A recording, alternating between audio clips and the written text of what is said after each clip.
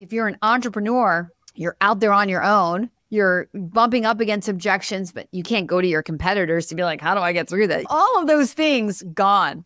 Here in a franchise, it's totally collaborative. Hi, folks. Welcome back to the High Voltage Business Builders Podcast. I'm excited to be here with you today. As always, help me beat big corporate tech and the machine, and like, comment, engage. Even if you put something stupid in the comments, I don't care. It will help social media gain traction. Always love a little conflict marketing. So if you don't like anything about today, or you love something about today, I don't care. Just comment, engage, like, subscribe. Help us beat big tech. Get the message out today because you're going to want to learn about what this guest has to talk about today. So today we're going to step into the spotlight with Kim Daly. She's a franchising guru who's turned the dream of business ownership into reality. If you're tired of the corporate grind, Kim's here with a treasure map to franchise a gold mine, whether you're craving the thrill of a full-time business adventure or just want to dip your toes while clutching to your 9-to-5 lifeline. Kim's got you covered. Get ready to mix passion, profit, and a pinch of daily wisdom into your success cocktail. Join us as we unwrap the secrets to franchising wealth, one groundbreaking brand at a time. Your empire awaits, and Kim Daly is the key. Hi, welcome to the show. Well, that was awesome, Neil. Thank you so much. Did you like that one? I do like that one. Did I beat the other guy's intro? I think so. All right. The daily wisdom. I mean, I'm going to the daily wisdom, with my kids. Hey, you could take that out and use it in social media now and have fun with it with the daily wisdom. That's good. You doing okay today? I'm doing great. How are you? I'm fantastic. It's sunny and beautiful out here, and the weather's great. And unfortunately, I've got a guy who had to take a tree down right next to our house, a huge tree, just enormous. And I didn't want to have to take it down because it didn't look like it was dying, but it's setting right against the house. And it's just one of those ones I've been staring at it for a decade. And I'm like, man, does this thing need to come down or whatever? And so he got through all of it yesterday. And so now I have to clean it all up, which is a huge mess. But as it turns out, we were like, please be something wrong with the tree. I know this sounds really stupid. We're like, something wrong with this tree. Please be something like we wanted to validate that this whole like beautiful tree that had to come down made sense. And there was one section underneath that was rotting at the corner edge that was going to eventually break off one main section and hit the house. Yay for validation. It feels good. I'm sure you all tuned in today to hear about trees. Yeah. But let's get into... You gain a lot of sunlight, though? Sometimes when you take the tree down, gained you're like, wow. a lot of sunlight. Yes. And now I'm less concerned that the tree is going to destroy the house and the addition that we should put on and all that. There's a positive. But it's so weird to look out and not see it. Like, you can analogize the forest through the trees, literally. Totally. Because everything seems closer now that the tree is gone. It's a strange perception in reality. And I think that sometimes this ties into this conversation of perception and reality and hanging on to that 9-to-5 lifetime gig and just hanging on, right? And yet wondering, could I do something else? Could I get involved in a business? Could I build? What do you say about that? Hey, man, if you are interested, you just got to be willing to be curious, ask questions, explore, because you never know. What if it did work out for you? That's what I'd say, Neil. What if it did? Yeah. Everybody else goes to the what if it fails, right? What if it fails? What if it fails? What if it works out? What if it does? Like, is it the end of the world? So if we're looking at a franchise business and we're doing it the way that I do it, I'm not going to have you put you in a position where you're betting the farm, right? We're not going to leverage so much of your assets that you're like screwed. That's silly. So it all comes down to, what are you investing in? And then why are you going to fail? Like, you have to look rationally, because fear just makes us crazy. And we all start thinking irrationally. So if this is where we're starting, it's like, when you look at the statistics of success in a franchise, which they disclose to you in their legal documentation, and let's say that they have a track record of 10 years and 94% of their franchisees are successful still in business, why are you going to be in the 6%? Why focus on the 6 versus the 94? Like, if you can't get past that, then you know what? Probably don't invest in a franchise. But if you go, oh, okay, you're right, Kim. Like, if 94% of the people have been successful, let's start thinking about, what do I have to wake up and do to be successful? How do I have to grow? And who do I have to become? And how are they going to help train me to be in the 94%? So there's a lot of myths about that. Like, you couldn't start this when you have a 9-to-5. I have to dedicate all my time and energy and attention. I don't want to manage a bunch of 15-year-olds behind a counter at an ice cream shop. Yep. Let's get past some of those myths for a second. Can you dispel some of the most common ones for us today here? There are so many myths and misconceptions. You just said it. So first of all, let's start with the biggest one. Franchising, I'm not interested in that because that's only food and retail, and I don't see myself owning a Subway. Okay. Right. So as America's top franchise consultant, you will have to beg me to show you food, right? I am not going to bring you food unless you're begging me, because there's easier, faster, better ways to make money. There are so many businesses out there that are franchise businesses that you are probably not even aware of, but I am. I have 22 years of relationship experience and knowledge that you get to leverage for free when we work together. So that's the first one. Not DoorDash, basically. The second biggest myth in franchising is, I don't have an MBA. I don't have any business ownership experience. How can I expect to go on and be successful?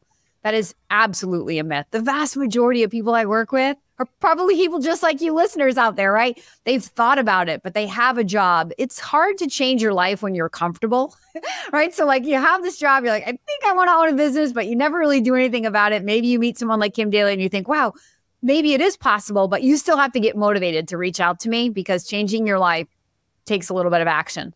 But you do not need an MBA. If you needed prior business ownership experience or even specific industry experience, right? Like say you're going into a plumbing industry, let's just pick that. And you're like, I'm not a plumber. Well, you're not running a business and being the plumber, right? That's buying yourself a job. In the plumbing industry, let's say that's a franchise, you're going to leverage somebody else's plumbing license and they're going to do the work. Oftentimes in the trade franchises, you're not even competing against Joe Trade Guy. Yep. You're using him to do the work. And the reason he'll do the work is because he knows he doesn't want to do the business side. He just wants to go from job to job. That's so true, right? Right? Stay in your lane, right? Yeah. So you, the business owner, get to be the sales and marketing aspect of the plumbing business, delivering that quality to the homeowner, who, by the way, let's be real, sometimes the trades guys are hard to work with. So now I'm working with an intelligent business owner who's helping me solve the problem and then bringing in the trades guy who's going to do the hands-on work. Those are a couple of the biggest myths. You know what? I'll throw in one more. Okay. On the flip side, I think really intelligent people, maybe you went to Yale or maybe you have an MBA, you kind of look down on franchising like, I don't need a franchise because I'm smart enough to go start it on my own. I love that conversation even more. I dare you to call me. One of my biggest advocates today is a guy who graduated from the Sloan School at MIT. Super, super smart business guy. Worked out of college, went into mergers and acquisitions, private equity. He was a know-it-all, but he dared to call me because he was curious. Today, he is my best referral source. He owns a massive franchise business in Boston. And so I dare you to call me if you have those thoughts. Yeah, right. And I love that. And it really, again, we've talked about this before and people have heard me say this. It's who you know that gets you there and it's what you know that keeps you there. And at the end of the day, you've got to be connected to the right people and the right places and the right seat on the right bus, to borrow a phrase from Jim Collins and Good to Great. But even having no degree or experience in certain areas and not having an MBA or whatever, and frankly, not going to college myself, I can tell you that a lot of things you will learn hands-on in the actionable and accountable stages of the business.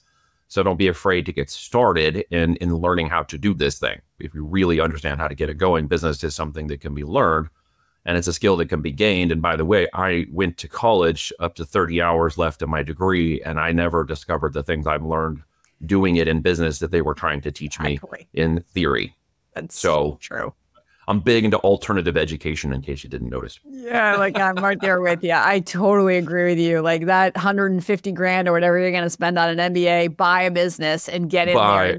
Figure it out in real life, because you're going to learn way more and you're going to get a better ROI for that. Yeah.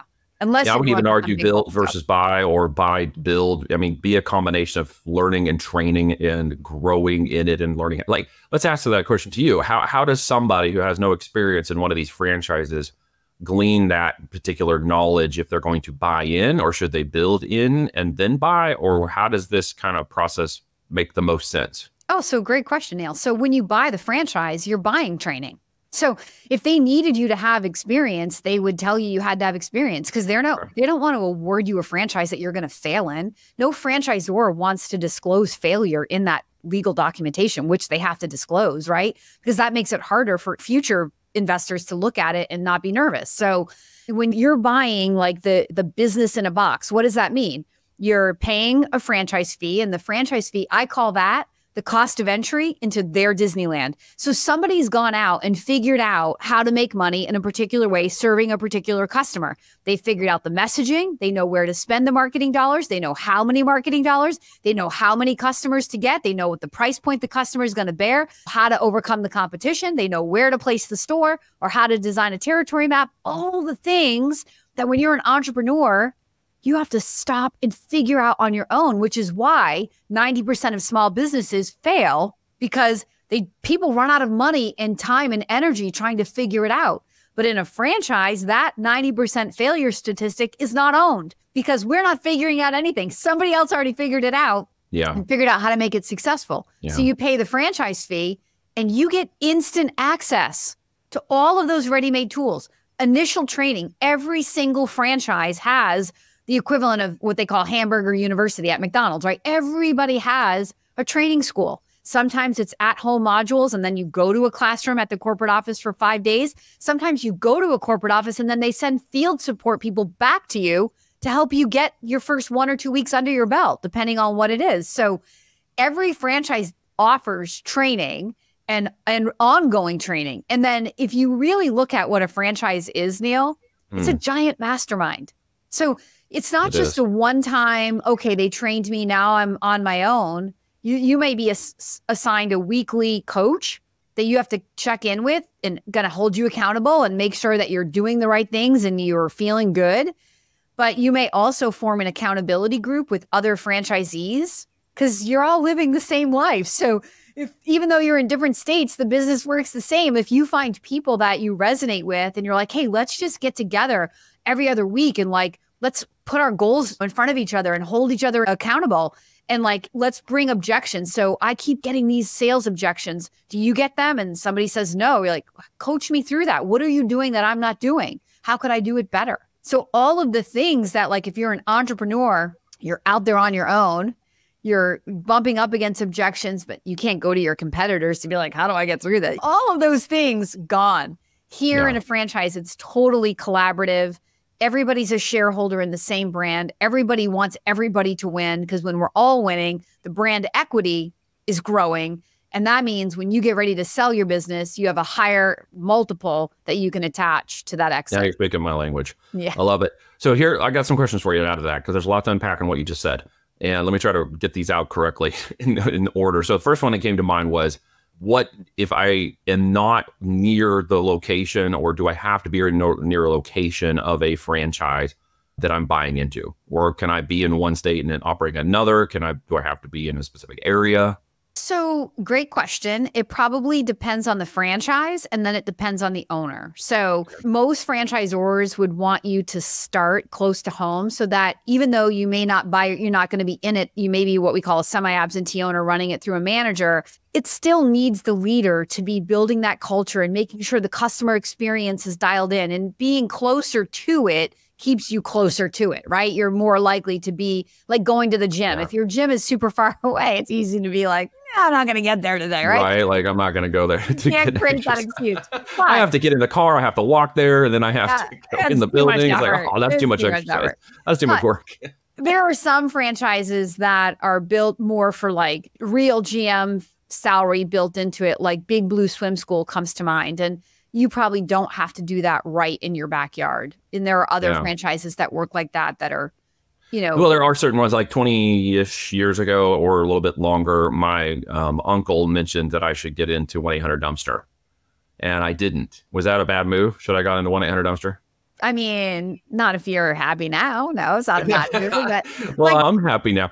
But I mean, it seems like such a cool idea. And the reason I bring it up is literally yesterday I was watching this young guy, 25, 28, and he is buying dumpsters at about 10, 12,000, and they're hookup trailer, double axle trailer dumpsters. And he's parking like 3 of them in a lot in Miami, Florida. People are basically paying him $200 to $300 a day to rent those trailers. It costs him $200 a month to maintain the trailer, another $40 in insurance. And so if he rents them for a day and a half, he's paid for the trailer for the month, and everything in the rest of the month is profit. It's a cool little hustle. And it just reminded me of the 1-800-Dumpster opportunity. He's making his own little side hustle gig, just renting out dumpster trailers in Miami, Florida. I'm like, that's pretty cool. There are so many ways to make money. It's crazy. Oh my gosh. That's where it gets down to the like analysis paralysis we have, I think, which with a lot of people, they see so many options now, and there are so many options now that it makes it difficult. So if someone's new and they're in that acquiescing mode and they're just like, I have seen so many things,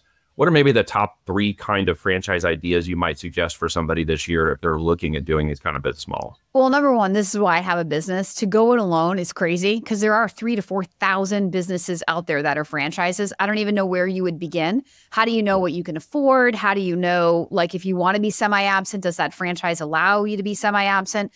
Is the franchise you're looking at even open in your backyard, or is the territory sold? Because sometimes people come in, empire builders come in and buy 3, 5, 10 licenses, but your area is sold, but you may not see a store there or a 1-800 dumpster moving around in your area for 5 years later, right? Because they have a development agreement in which they open up various territories.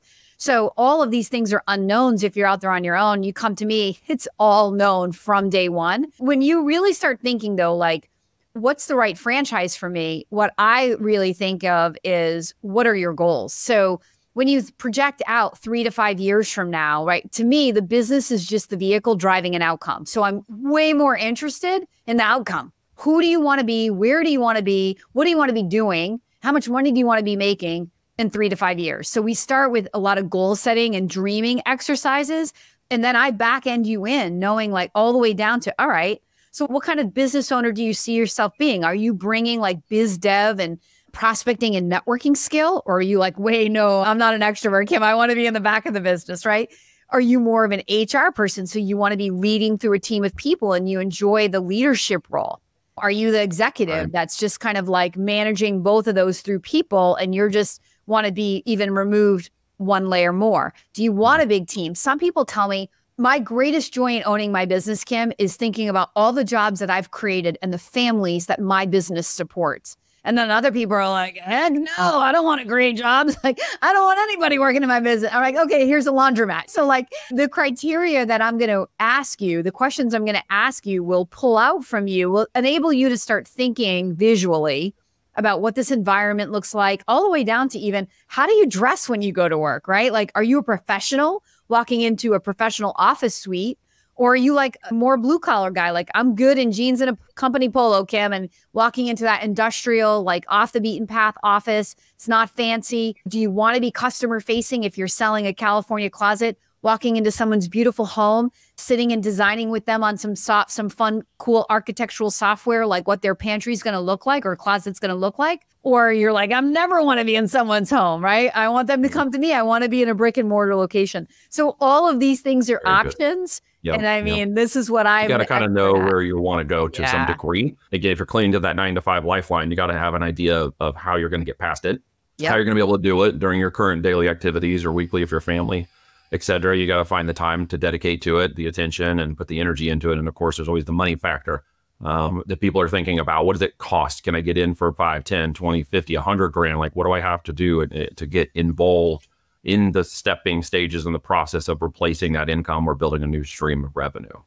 One of the very first conversations I have with everybody is very specific about money. Now, I can't make earnings claims and I can't really tell you what a specific business is going to cost you to open. It's not my job. That's the franchise. It's not guaranteed. It's never about it. Yeah, exactly. I can't read the book very fast enough.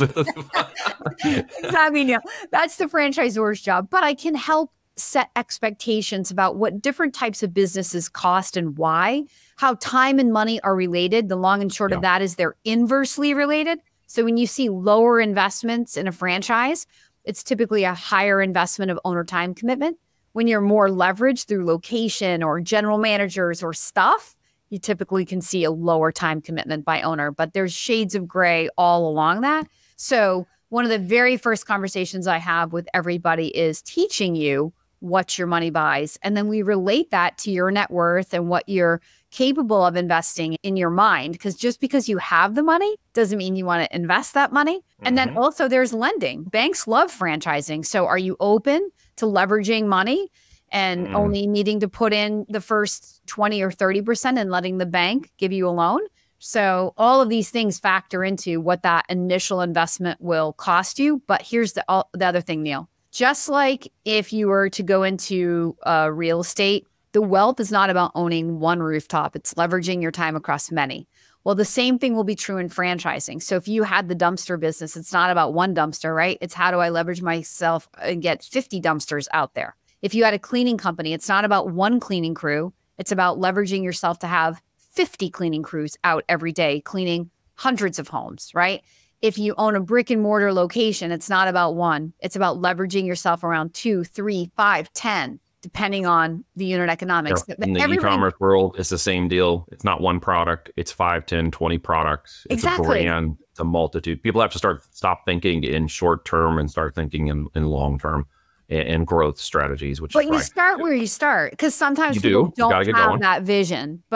So what I'm saying is sometimes it's getting past the financing for the first one, and then you start to plant the vision of, okay, then this is how I would get to number 2 and number 3. But you start where you start. Correct. Yeah. It's interesting you say that banks do love franchising, and it's got to be because of the historical value of the corporation you're walking into, or the business you're walking into, that has the established sales, traffic, mechanisms, maybe established credit lines. I'm sure they have banks they can offer you that are already established that would almost immediately fund, as long as your credit score is above 600 or 700. But yeah, they'll immediately fund you for a franchise as long as you are under that umbrella. Well, there are people in lending that only work with starting franchise businesses. So they know exactly, like I can get somebody pre-qualified within 1 to 2 business days once they've submitted their application, because these, like, I guess brokers, if you will, they kind of do for the investors what I do in franchising, like bring all the options down to 3 to 5.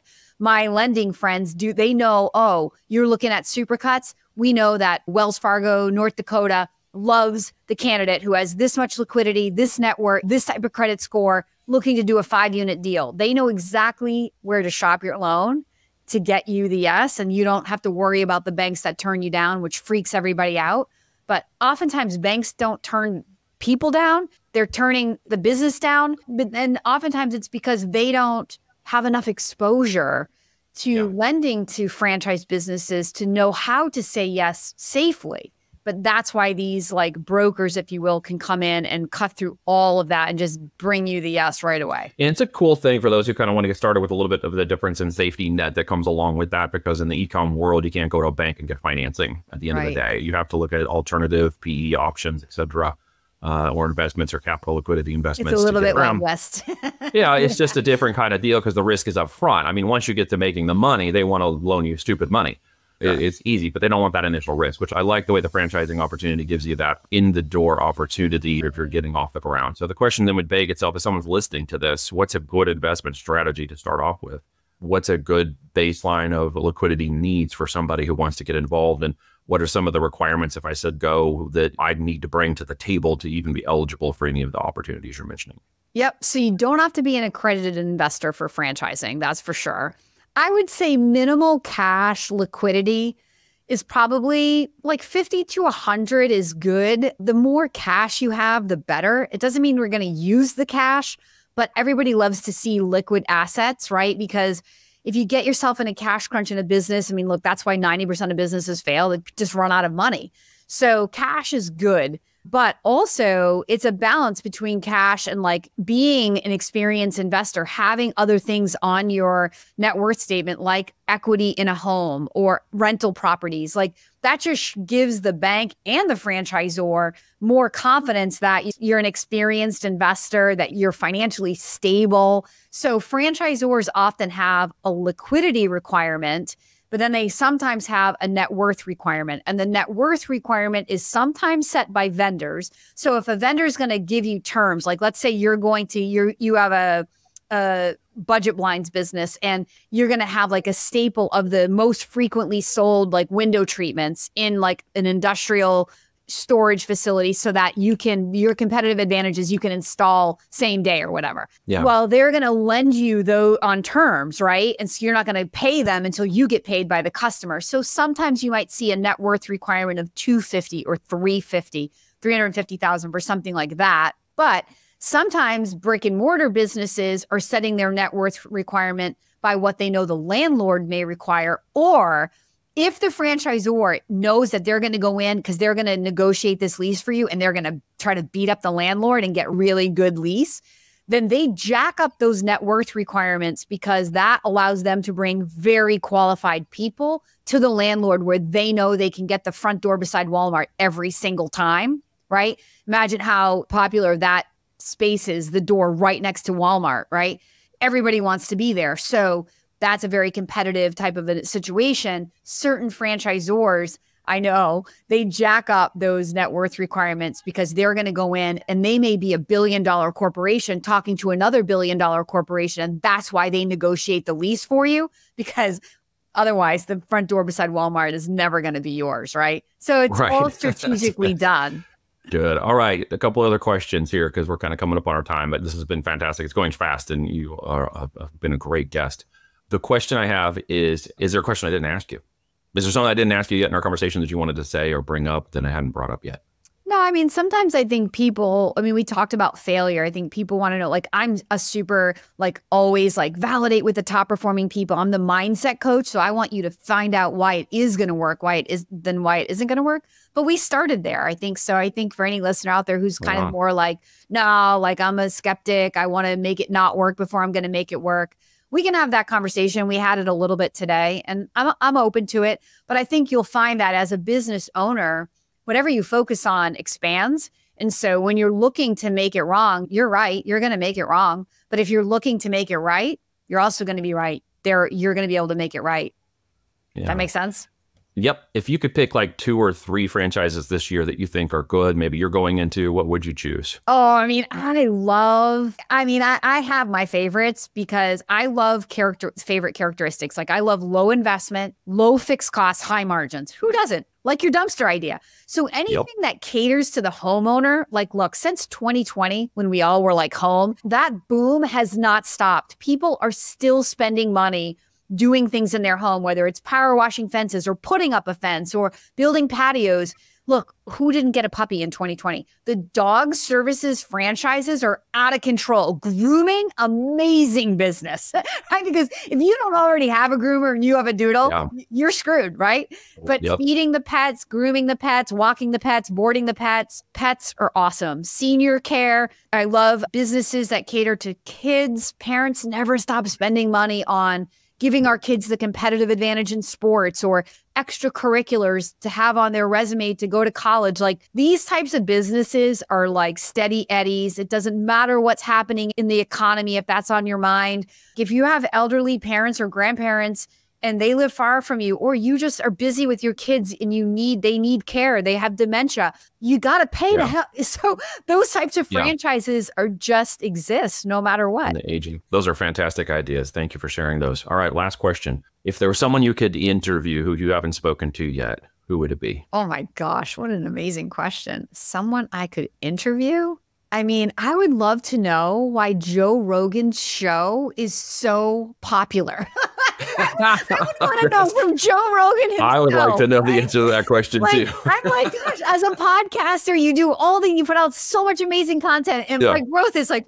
You try to have these amazing guests. I guess you're just not. I don't know. That's a great one. So you want to interview Joe Rogan? I think I'd want to interview him just from a business perspective to be like, what am I doing wrong, buddy?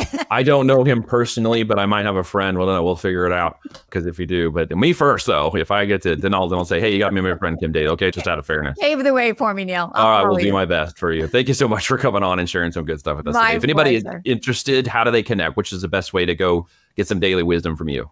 So great question. If you go to The Daily Coach, my last name is Daly, thedailycoach.com. We have a really quick quiz on are you fit to own a franchise? And that will lead you to my ebook, which is how to pick a winning franchise, which will address even more things than we were able to discuss today. So go to the. All right, guys, remember, thank you so much. Whether you're craving the thrill of a lifetime or your business adventure, or you just want to stop clinging to the 9-to-5 lifeline, go hit up Kim Daly. Talk about franchising, see if it's a good opportunity for you. Thank you so much for coming on my show. Thank you.